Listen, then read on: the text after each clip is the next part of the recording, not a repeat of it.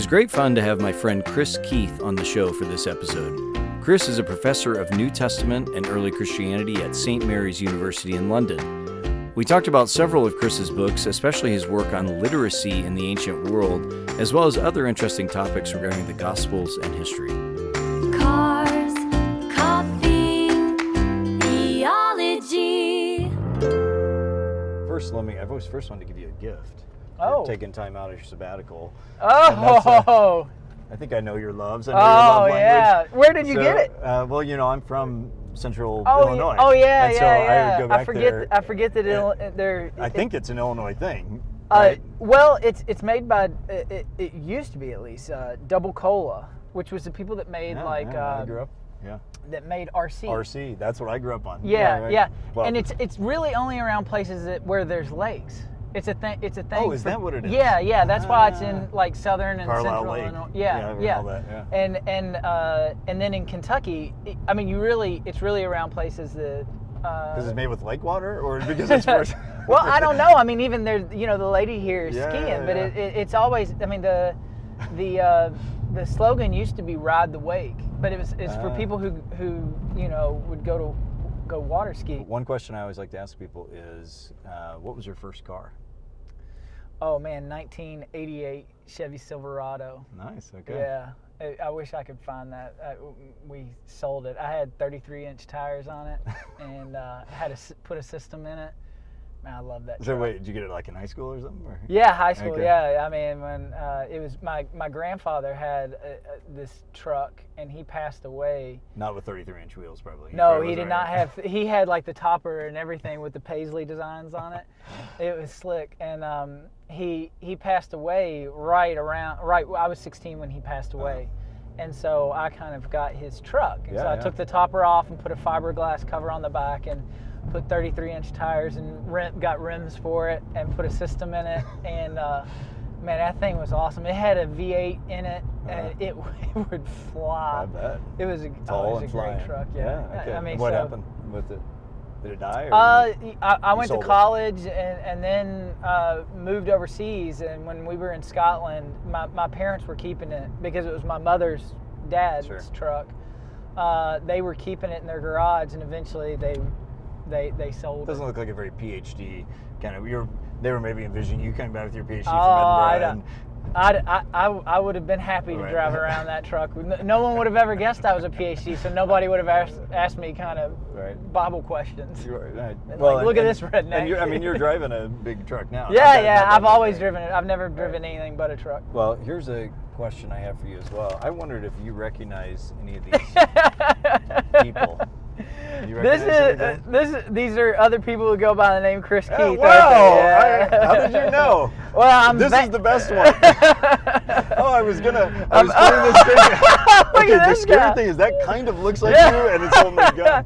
Yeah, this is back when I drove the 88 Silverado. And that's not you, is it? No. I freaked out for a second because it kind of looks like you. Yeah. But that's the best. Okay, so I was gonna totally juke you. I thought you were gonna stand there for a while. What are these two? I recognize this guy. The reason that I know it is because James Crossley is my colleague at St. Mary's. Yep. And there's a James Crossley in the UK who is a bodybuilder, and I think used to be on what was the show when it would have been in the 90s that where they had the contestants go American Gladiator. American Gladiator, yeah. This guy was I think one of the gladiators And or like something an like English that. version of it or something. I don't know if it's the English version. I may have gotten the details wrong, but I know there's a bodybuilder in the UK named James Crossley. Okay. So we've made jokes before about So I recognize this bodybuilder Chris Keith. I haven't seen James Crossley in a long time, but my distinct memory of him is he's not a bodybuilder. It looks like we note that. It looks like he's a boxer now. The guy from Lost. With the always looked like he had eye makeup on. You know what I mean? Do you remember? There's this one character in Lost. I can't remember, but I always in my mind they're associated together. It's kind of like Toby from West Wing and Tom Wright. Have you ever seen those? I didn't watch West Wing. All right, yeah. Anyways, Okay. Sorry. Good. Oh, well, it was still good, though. Yeah, you got me. I haven't seen the other ones. The third one was the best. Yeah. Because it's like, what do these people have in common? I don't know. I don't know. They have beautiful names, though. Yeah, exactly. I think she's like at Duke or something. She's like a researcher at Duke or something in some field. So these are legit, but not this cracks me up. Look at him. Too much. That's right before a really bad accident. The guy's holding a gun. We'll do a screenshot of Yeah. it. So yeah, that's very I've always wanted there to be a physical fight to break out at the SBL and see who comes out on top. I helped organize. You do all right, probably. Well, I don't know. It depends on if our bodybuilder alter ego showed up. I asked when Matthew Collins worked for SBL. I organized the student volunteers when they did the international SBL. Yeah. And I was asking, what's the craziest thing that's ever happened at SBL? And I desperately wanted to find out that at some point in time, someone had gotten in a fist fight. You would imagine, probably. Yeah, well, yeah, you have a lot of people egos from all over the place. and There's a all lot that. of egos and a lot of angry people. And no, he said that they shut one down. That there was now what Matthew was telling me was there was once one where a panelist had made a comment that another panelist took as anti-Semitic. And that they thought I won't name names, but they thought that it was going to come to blows, and that they shut the panel down.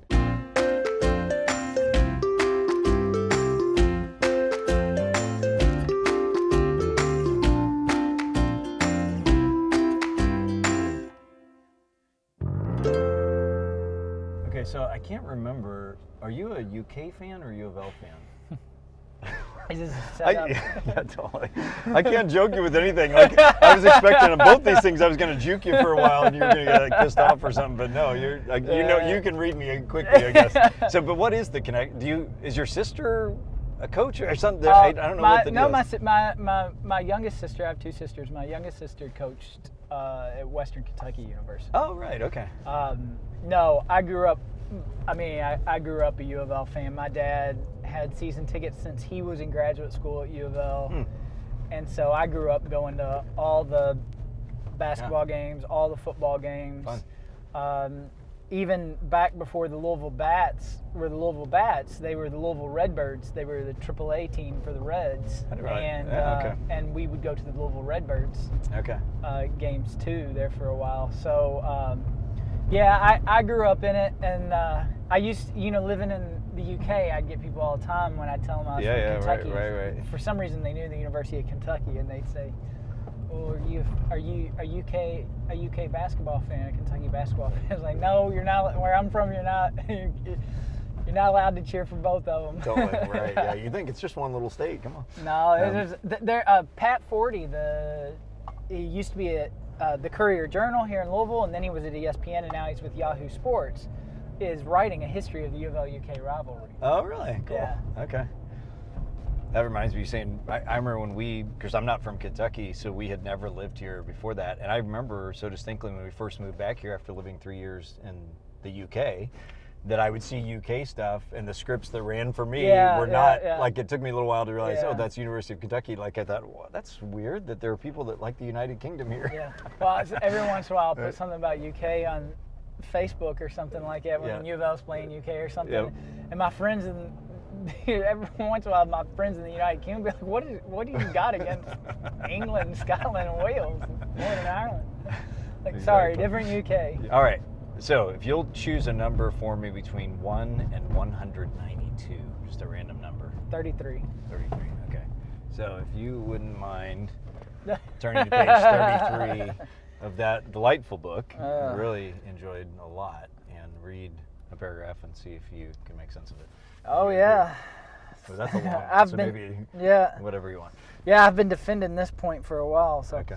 Third, as is clear, form criticism assumes that the interpretations of Jesus in the written Jesus tradition came from later Christians, not the earliest stages of oral tradition. This assumption is clear in the quotations from Bultmann above the aforementioned argument of Debelius that the earliest Palestinian Christians lacked the literary sensitivity to be responsible for the gospel narratives, and perhaps most clearly in the crucial role of the early Christians zum Leben in the form critical model.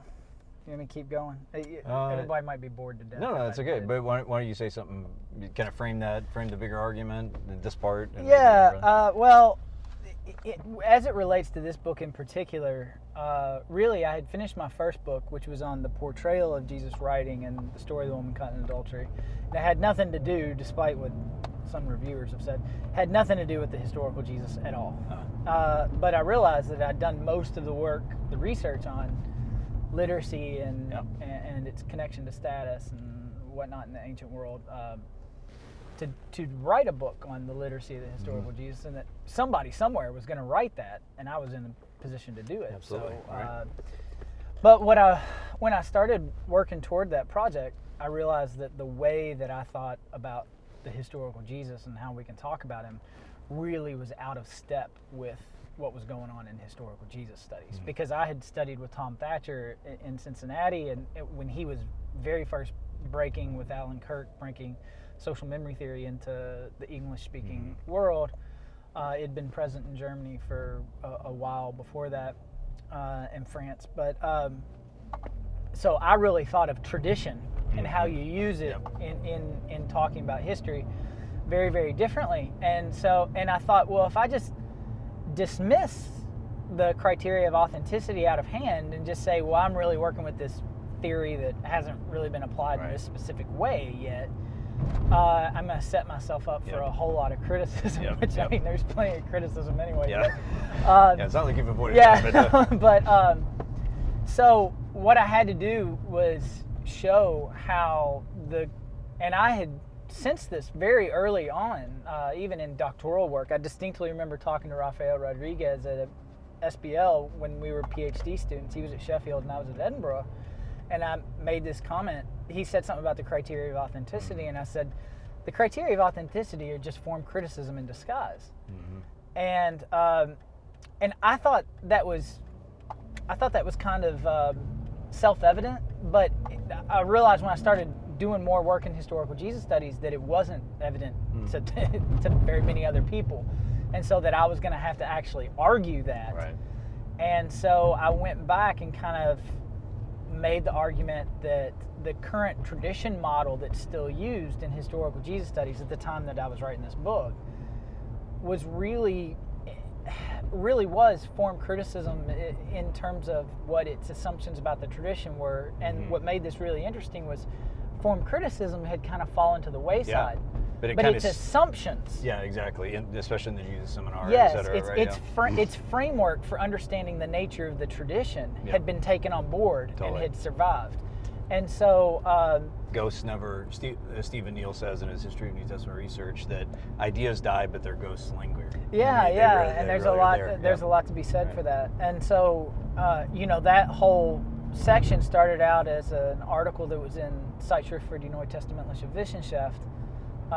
And then I developed it more in the chapter of this book, but it was largely just saying that the criteria of authenticity really came together as a coherent methodology in historical Jesus studies. And this was before that conference and book, so then that spun off out of that as well. I noticed this was a spin-off, and this spun out some other things too for you, right? Yeah, that's right. I mean, it's the first two or three real academic studies that I've done have all kind of unfolded from each other. The criteria of Jesus' criteria and the demise of authenticity really came out of that, because at that time Anthony Ladon was and I were colleagues at the same university, and we were having just these, every day we were talking about this, every work day. We were in one of our offices talking about this, and I mean, getting into really friendly but heated conversations.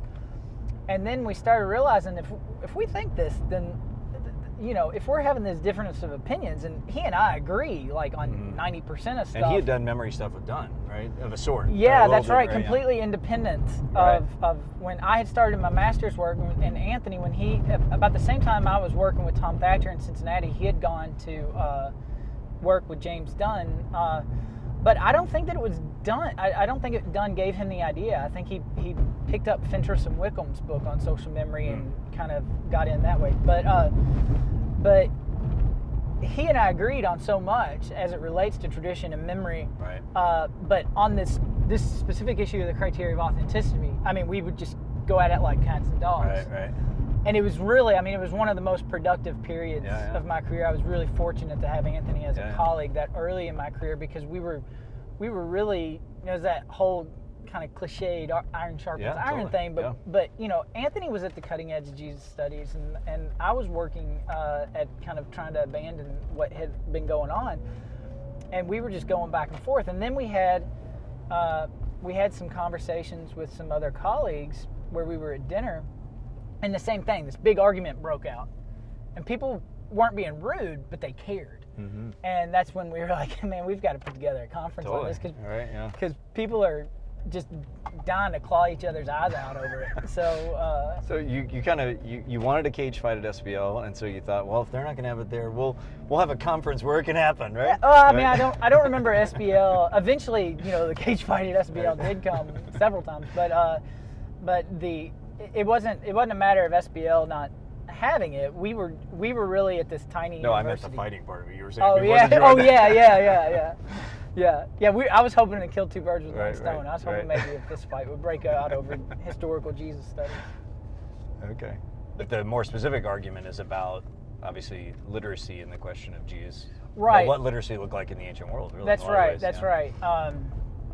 Because if I hadn't written the methodology piece, the conclusions and the way that I was using the gospel text later wouldn't have made any sense. Right. Because, again, under the standard way of doing things, when the gospels disagree or have conflicting images of Jesus, whichever one's authentic is the one that gets incorporated into historical Jesus studies. And I really had a big problem with that, because I thought, whatever you think about authenticity and inauthenticity, authentic and inauthentic traditions were subject to the same tradition process.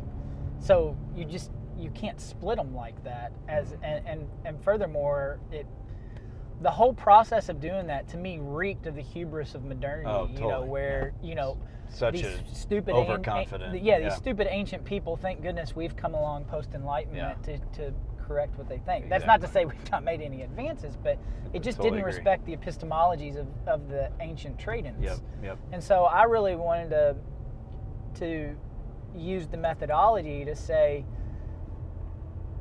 even if you don't accept the historical value of an image of Jesus, they did, and they were thinking about these things in those terms, not our terms. So if we want to actually kind of figure out what was going on then, we have to figure out a way to explain how they came to all these different conflicting images. So, you know, I go on in the book to say, I don't think what Luke claims Jesus did in Luke 4, which is to stand up and read in a synagogue, I don't think that's historically accurate. I don't think Jesus really could have done that. But I was very interested in saying, okay, so how is it that Luke came to the idea that he could? What was it that led to that? Instead of just saying, okay, so Luke 4 is just not part of the discussion. Right. I wanted to explain historically the inauthentic, what other people would label inauthentic. Right. So there's some way in which that overlaps. I mean, I know from lots of other conversations we've had that, you know, Watson, what you're doing and other people are doing doesn't match exactly with Watson, and there's some disagreement. But there's some ways in which, of course, it also is intramural in the sense that there's partially what Watson was doing in gospel writing is trying to say from a kind of Rezeption-Geschichte perspective that both the canonical and the non-canonical both represent traditions that are developing, legitimate streams to an extent, and they witness to something going on. Yes, right? I mean and that's helpful to sort of recognize how people were reading the text. You know? Yeah. Even if they're not canonical. That's right. And Francis and I have had this conversation several times, not just at SBL. And my line is that he should like it based on what he said otherwise in other publications. But he doesn't like the social memory stuff or memory thing. Francis is convinced that form criticism is the correct way to think about the gospel tradition. Okay. So what I haven't managed to persuade him on is that, but I remain utterly persuaded myself about, is that form criticism really is doing something different from a tradition perspective than what the Gadamer and the descendants of Gadamer are really doing. Yeah. Francis is very strong on the value of reception history, but there's a specific type of work that's being done in memory theory. When at SBL, when we had the discussion of this book, he was very complimentary of the book itself and its conclusions, but what he didn't like was what I was saying about form criticism. Right.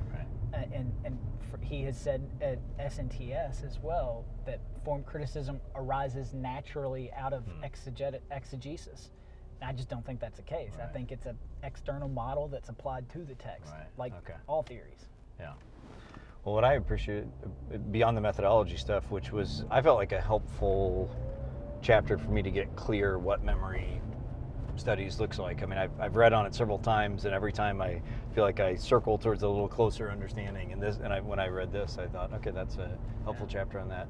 Of course, I agree with you on the criteria of authenticity as well.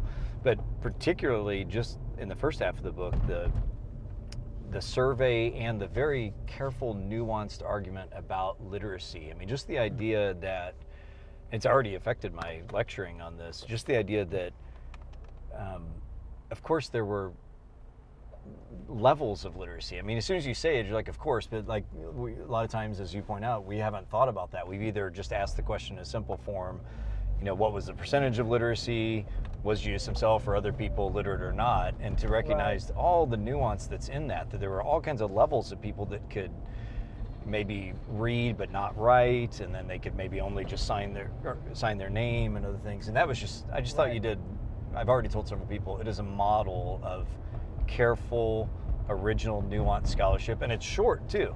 I mean, it was like get in, get out. I felt like you did a good job. You surveyed the right people, and I don't know, I just thought it was really good. I appreciated Thanks. it. Thanks. Yeah, and I think what also goes underappreciated often is that the social value of particular literate skills. Was not monolithic either. Different depending on where someone was in society and what type of skills they had themselves. They might have viewed the exact same kind of literacy event with completely different assumptions, and that's no different than what we do today. I mean, our field is dominated by reading things in languages in which we're not first speakers. Yeah.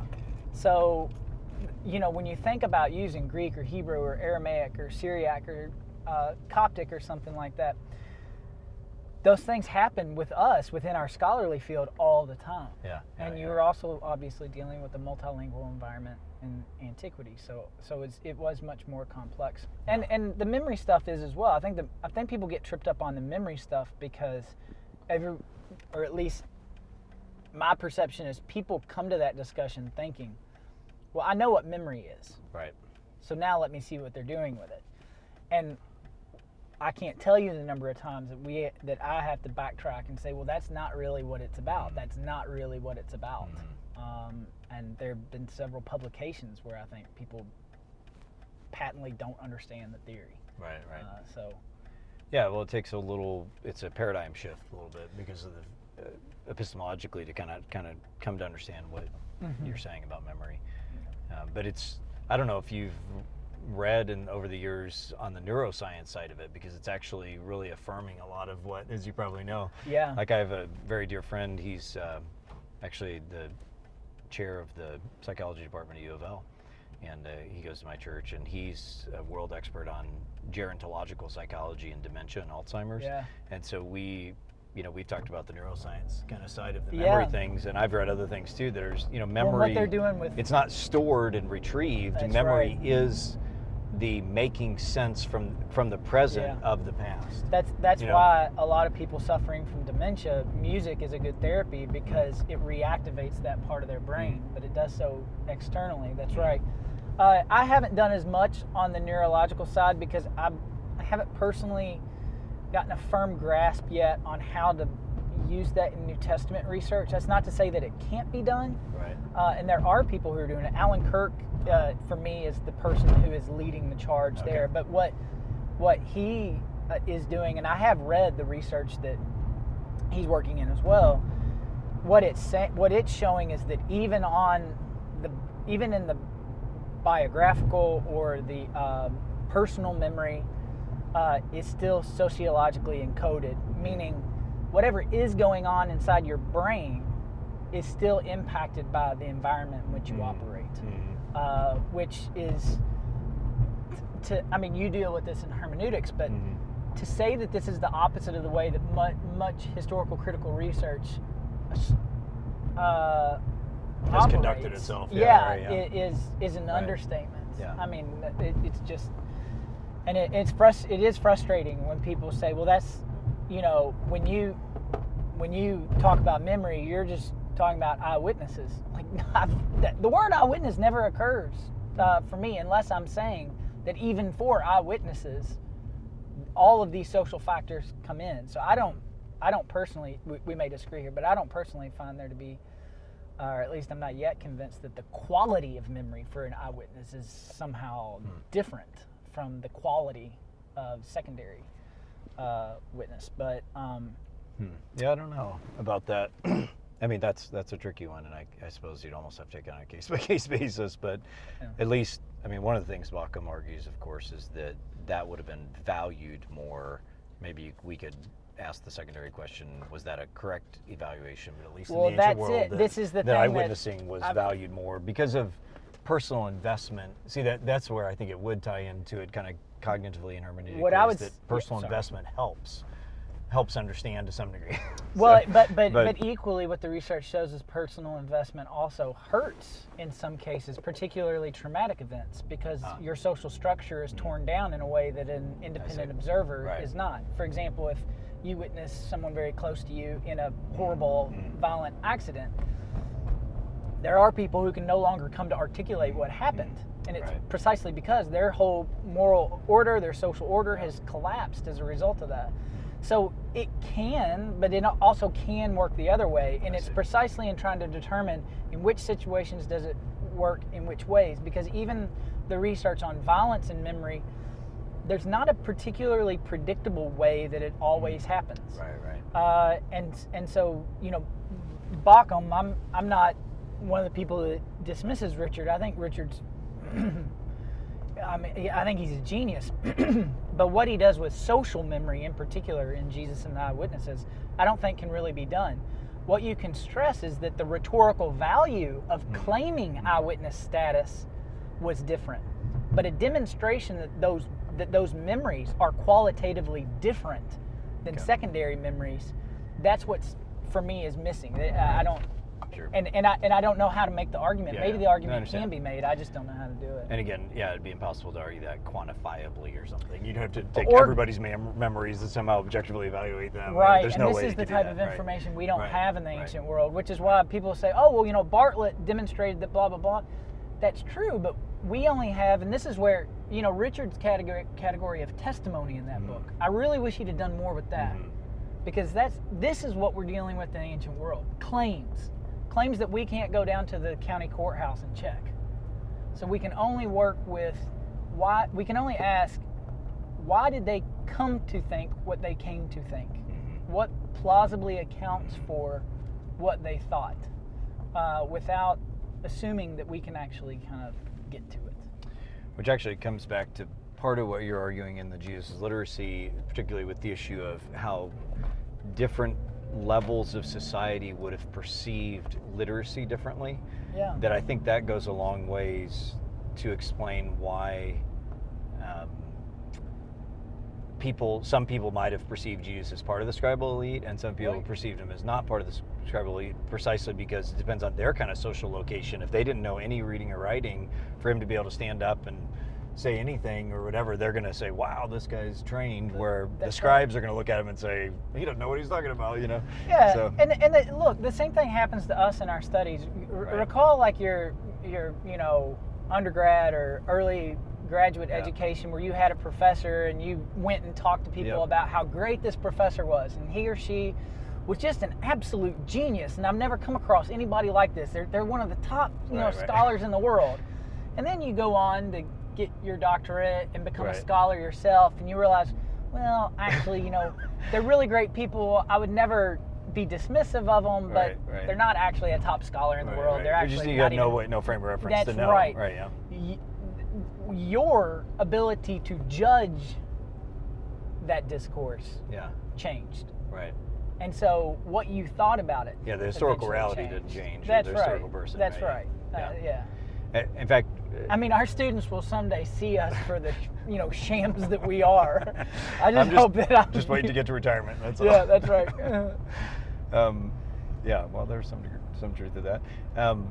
I mean, as I read it, I was struck again just how helpful all that you're saying is, and also aware that I'm going to tend more towards the literary and theological kind of ultimate evaluation, where you're not opposed to that, but you're doing historical, at least in this book, you're doing a kind of historical Jesus studies, not in the modernistic sense, but in a current sense of it, And so like even on the issue of differences between Luke and Mark and Matthew or John on the presentation of Jesus's literacy level, is he part of the scribal elite?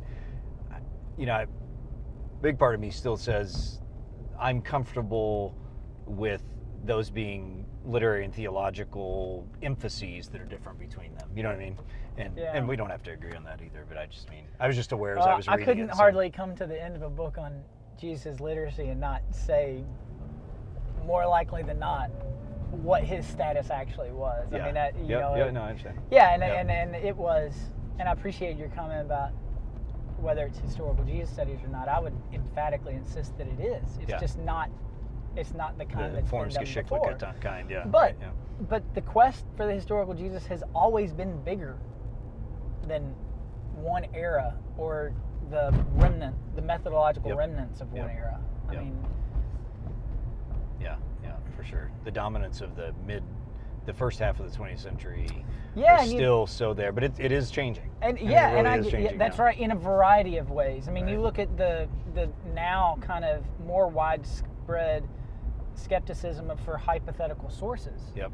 I think that the idea of an Marcus or a Q or any of the saying source or the sign source in Johannine studies. Yeah, Q's on hard times. Yeah, that all made complete sense totally. Under a previous tradition model. But I think that tradition model is breaking down, and so people are kind of less apt to affirm it. Not that people don't still, they do and vehemently, but... Actually, I wanted to ask you a question about that.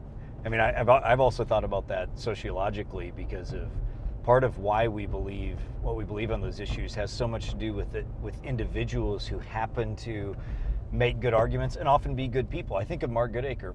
I think part of the reason why Q is on the ropes now is because Mark's a really nice guy and he does really good work. You know what I mean? Yeah. And I think the arguments are good too, in my opinion, against it. But I'm just aware of the sociological factor of our knowledge or influence of our knowledge in that. You know what I mean? There's plenty of a-holes who people agree with their theories as well. But it helps though when somebody's a good person and they influence people. I think that Mark, first of all, is a brilliant scholar, and second of all, you're right. He's a good person, and he's a good person also to the people he disagrees with. Yeah, exactly. That goes a long ways. A lot of the members of the Toronto school vehemently disagree with him, but he would tell you that some of them are his good friends, and that he really enjoyed, for example, working with John Kloppenborg when John is on the editorial board for LNTS now that I'm the editor, but he was previously on it with Mark, and Mark and John would evaluate the synoptic problem manuscripts together. Right. And they have radically different opinions on the answers to those questions, but I think what Mark has really captured and done well with is he's the type of person you can disagree with and learn from. Absolutely. Where it doesn't, the discussion doesn't break down. Yeah. So. Well, here's the question I want to ask you about it. Yeah. A brief story on it. So, a year and a half or so ago, I was in Cambridge and staying with Richard Bauckham, and I was there for something else, but we took a long walk, as we always do when I'm with him, because he's quite a walker.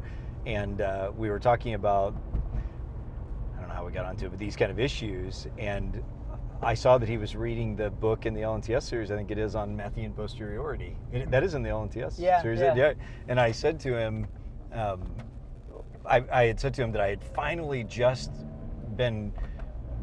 allowed myself to be fully Golder, Goodacre for theory. The only struggle I'd had with it, like I didn't really care about Q, but my struggle was I hated the idea that Luke found the beautiful Sermon on the Mount and ripped it to shreds. That was like an existential crisis for me. Yeah. And so I was talking to Richard about this, and he said, "Well, of course that's not the only option. Matthean posteriority." Yeah, and that's right. And what's interesting, and what he pointed out is he said, the Golder, Goodacre theory versus Matthean posteriority, neither of those has a necessary leg up. I mean, they're both equal. It's just that the one has been talked about a lot, but hardly anybody's ever talked about both. I mean, at the level of the argument, but I'm saying they're equally possible as conceptualizations, that Mark is first and then Matthew Luke, or Luke Matthew. So I talked with them, and then I'm like, okay, there's something to it, and then also the beauty of then I can preserve my love for Matthew's high literary art, which I think is justified. And so the question I had, but I want to hear your thoughts on that too, is how would your arguments in this book maybe change with Matthean posteriority? Because you make some arguments about, Luke. It's not a strong-handed argument, but Luke presenting Jesus somewhat differently than Matthew and Mark do. Would Matthean posteriority affect that? The Nazareth synagogue, particularly, yeah. And just overall his scribal. I mean, you make some kind of reduction geschichtliche kind of arguments about. Oh yeah. So. Yeah. Would that affect anything in your argument? Overall, no. The short answer is overall it wouldn't affect it because my real argument is saying, okay, already in the first century, some people thought Jesus was in the manual labor class, and some people thought Jesus was in the scribal literate class. So you're not really making a redaction. How do we explain the fact that already at this early date, both things are expressed? What type of historical scenario could have led people to these two conflicting images already in the first century? So my overall argument wouldn't be affected at all. The argument that that the redaction of Mark 6:3, where Jesus is identified as a carpenter, under my argument, people always soften or remove that claim. No one identifies Jesus as a carpenter when we know we demonstrably can see that they had a source that didn't identify him as that, under my argument. Mm-hmm. So if you were right that Matthew was posterior to Luke, then that would be an example where they did. Because Luke does not have a manual labor Jesus, and Matthew would have introduced that. But then you would have to get into whether Matthew introduced it from Luke or from Mark. And just retained it, yeah. That's right. So I don't think that it ultimately would disrupt my main argument. What do you think about Matthew and posteriority overall? Well, just because you think the Sermon on the Mount's beautiful doesn't mean that Luke did. Come on! And so, the entire history of the church sees it as it's the most studied text in the entire history of the Bible. That maybe so. Well, Luke studied it as well. He just thought his version was more beautiful. Ouch! He's like, no. One of my Horcruxes just died. Yeah. Ouch! Right? I don't have a strong opinion. While you were saying that, I was sitting there thinking, I wonder if it really is the effect of Luke being paired with Acts, that Acts pulls Luke later. Also. Well, no, just in the minds of scholars. I mean, if they think, well, we put Acts back here at the edge, at the edge of the first century or in the second century, and we think of Luke Acts, them, somehow being paired together, then I wonder if that just pulls the date back. There's a book that's being considered for publication right now that I was asked to provide a statement on. That's a redating of Robinson's work. and or not a. I said kind of redating. revisiting Yeah, of it's a him, revisiting right? of Robinson's A redating. very Minority Report. Yeah. It was a kind of radical attempt at Yeah, redating everything. Yeah. you know, Neil and Wright have this comment in their book about how that his theories were never taken on board, but it wasn't because anyone thoroughly disproved it. Totally. It's just they just didn't accept it. Yep. And I was always really struck by that. And Yeah, I just said in an email the other day, someone asked me about the dating of the Gospels, and I said, you know, these are the traditional dates, but I increasingly think people just go along with these because for the sake of convenience. It's easier just to go along with it. So I don't really have an opinion on Mythium posteriority, but I tend to still think Mark and Luke both, Matthew and Luke both knew Mark in what order they did. I agree. Yeah. You know, the problem is, and this is a problem with this whole field, is that this whole discussion, this synoptic problem is, any one piece that would work for one theory, there's 10 others that work for another, and so it's a great kind of conundrum. But Mark Goodacre has persuaded me. I say I'm Q agnostic. I lean so heavily toward, you know, Q agnosticism that I would caucus with the Q atheists. Yeah, yeah. Well, me too. Yeah. And that's what I'm saying. So within that, then the question of who's last in the synoptics, Matthew or Luke, and I'm more open now to Matthew being Luke. I think Matthew being last. I think it makes more sense of some things. But particularly it's prejudice. your argument about the Sermon on the Mount. Particularly, truth be told, that is certainly. I mean, it is a literary masterpiece. The Sermon on the Mount is, and it's dismantling. Never questioned that. Its dismantling is hard to stomach. Maybe that's as far as my argument gets. I'd like to see people be honest about this type of thing more often. Just say, you know, yeah, that's possible, but I really don't like that idea. Right. You know. That should be your next SBL paper. It's possible, but I don't like that idea. Yeah. Okay. Well, good. All right. So I was also looking at Jesus and the Scribal Elite, which again seems to be a very helpful. I mean, this was very accessible. I mean, this was very readable too. But it kind of brings together a couple other things, and also even maybe brings Jesus' literacy down.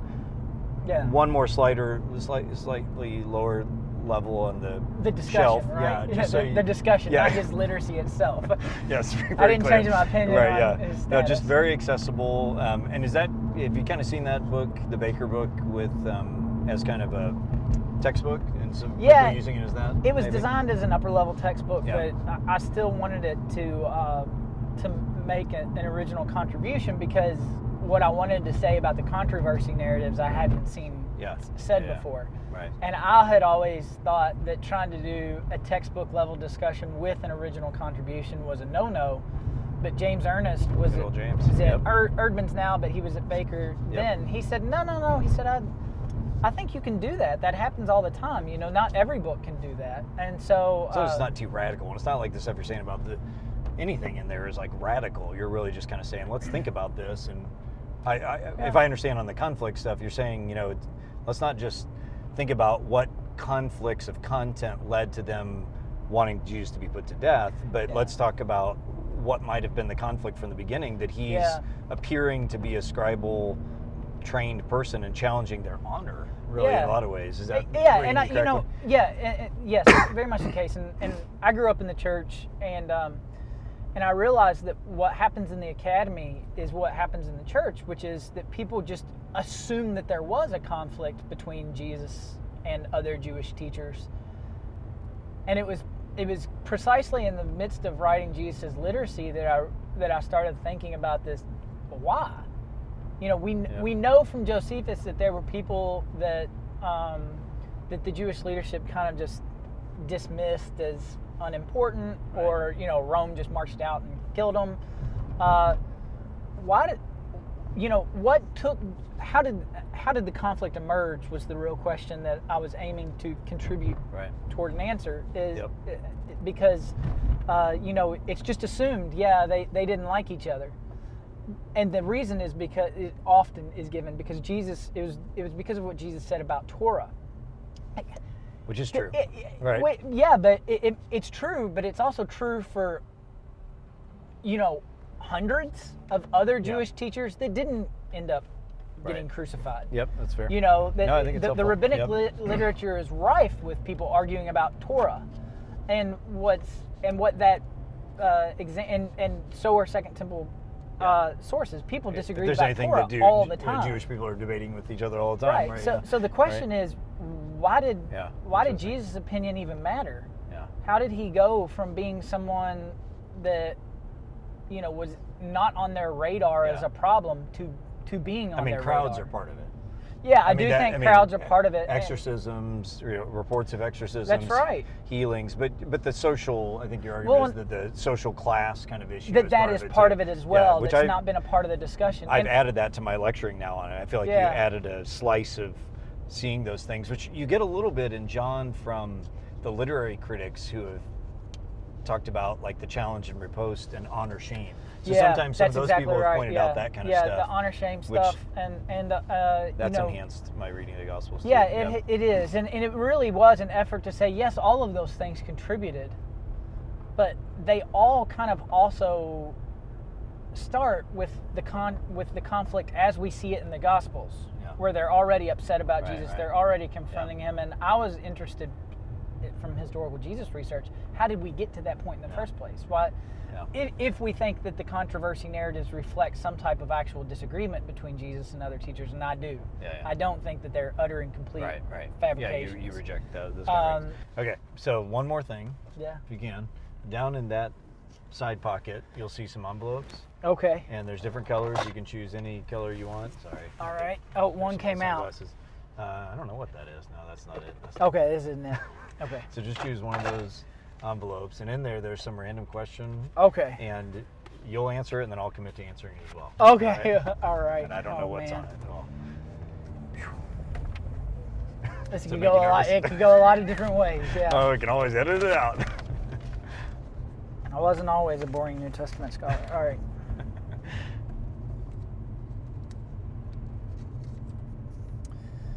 What is your most treasured possession? Okay. All right, wife, kids. My wife and kids. Okay, fine. Okay, no. Material. Let's get material here. Material. Of the unimportant things. There you go. That's fair. The only thing that's coming to mind is I have a 1961 Mickey Mantle MVP Topps. Hey, that's something. Baseball card. That's awesome. That I was given when I was a kid.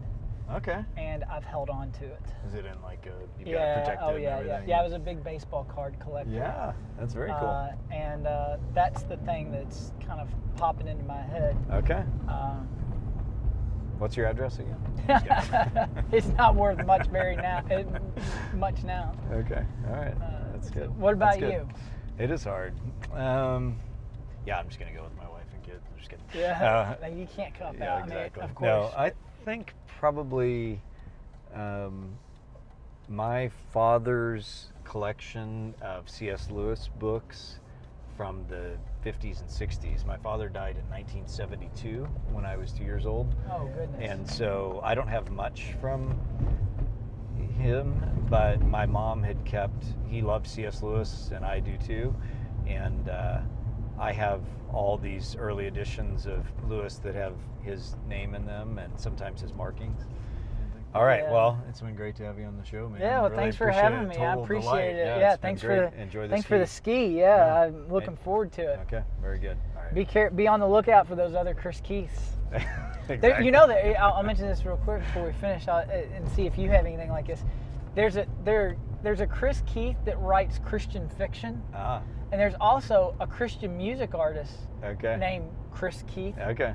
And I always get worried that when people get on Amazon, they're gonna think that like I write this.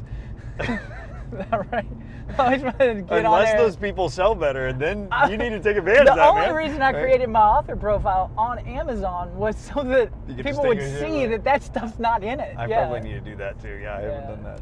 That's very fun. Hey, thanks so much for watching. 3 really quick things. If you like this video, subscribe to our YouTube channel and connect with us on social media. We'd really appreciate it. Secondly, check out the comments section below. We've put a bunch of program notes and links to interesting things there. And third, check out some of our episodes you can see linked here. Thanks. We'll see you on the road. Peace.